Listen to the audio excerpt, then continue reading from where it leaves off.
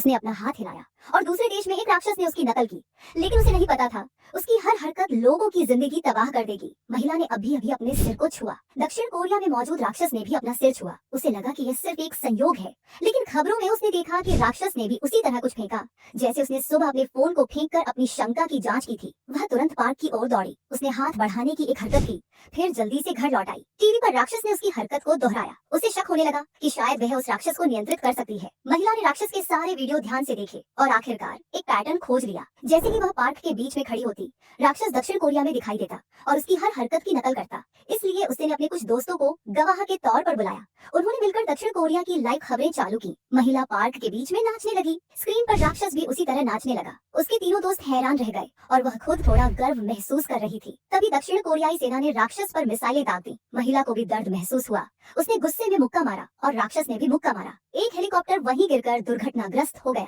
वह घबरा गई और वहां से भागने की कोशिश की, लेकिन अचानक उसका संतुलन बिगड़ गया और वह पार्क में जोर से गिर पड़ी। जब उसे होश आया तो टीवी पर आपातकालीन खबरें चल रही थी। सियोल में कई इमारतें ढह गई थी और सैकड़ों लोगों की जान चली गई थी।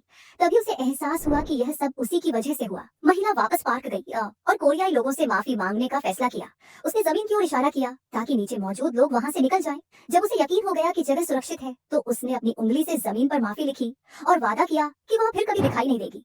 जब यह खबर प्रसारित हुई तो लोगों ने उसके लिए तालियां बजाईं। यह एक अच्छा राक्षस है। उस दिन के बाद वह कभी उस पार्क में वापस नहीं गई। लेकिन कहानी यहीं खत्म नहीं हुई। कुछ ही समय बाद दक्षिण कोरिया की सड़कों पर एक विशाल रोबोट दिखाई दिया जो शहर को बर्बाद कर रहा था। महिला तुरंत पार्क की ओर दौड़ी और देखा कि उसका दोस्त पैर चला रहा था। वह रोबोट असल में उसी के नियंत्रण में था। महिला ने उसे समझाने की कोशिश की, लेकिन उसने मना कर दिया। वह उससे लड़ना भी चाहता था। निराश होकर महिला ने उसे थप्पड़ मारा, लेकिन कोरियाई लोगों की नजर में राक्षस इंसानों की रक्षा कर रहा था। उस थप्पड़ ने उसे हीरो बना दिया। लोगों ने उसके मीम्स भी बनाने शुरू कर दिए। इससे उसका दोस्त और भी ज्यादा जलने लगा।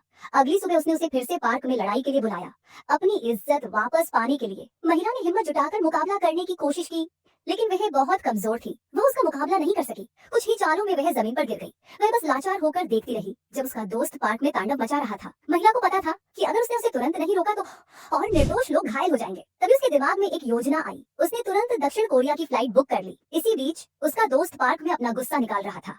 जैसे ही उसने अपना भारी पैर नीचे रखने के लिए उठाया, जमीन जोर जोर से कांपने लगी। उसे कुछ समझ आता उससे पहले ही दक्षिण कोरिया का राक्षस उसके सामने आ खड़ा हुआ। उसकी योजना सफल रही।